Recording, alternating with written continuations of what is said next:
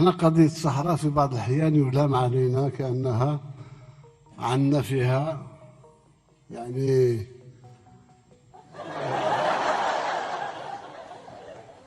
ضلع. يا سيدي أولا هو موطن القرارات التاريخية التي خدمت القضية الفلسطينية.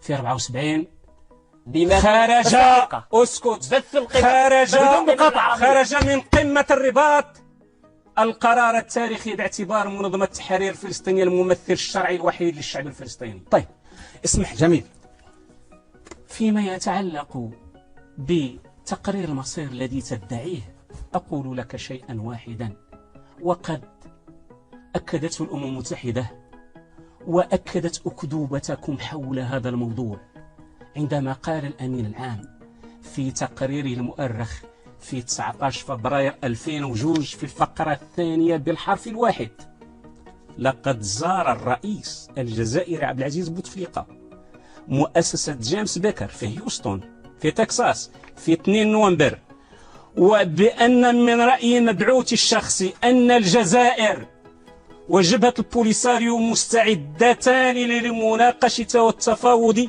حول تقسيم الإقليم. Donc le régime Tebboune, s'il était vraiment se préoccuper du bien-être et de la sécurité et du développement de l'Algérie, il faut négocier un compromis avec le Maroc. Il faut directement négocier avec les Marocains. On sait tous que leur faire la guerre au Maroc, les deux pays seront perdants. Et personne ne gagnera. Personne ne gagnera. Il faut donc négocier.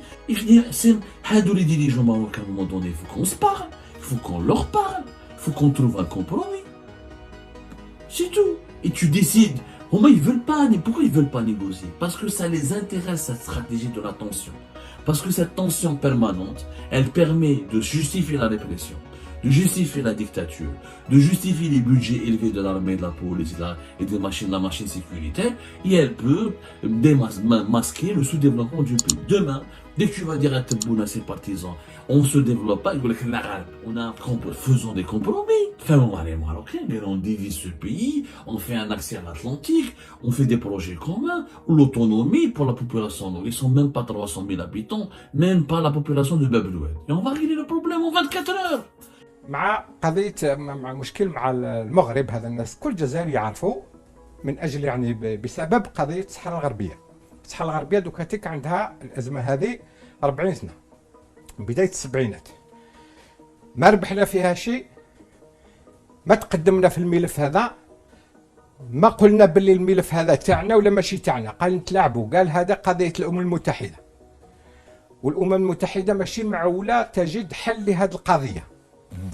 المغرب ادى الارض، احنا ادينا الشعارات، قال احترام حريه تقرير المصير للشعوب. قاعدين يعني كما قلت لك واحد الخطا، استعملت الصوره لا بروا اي لومبر، المروك دا لا بروا الفريسه وحنا ادينا الهضره.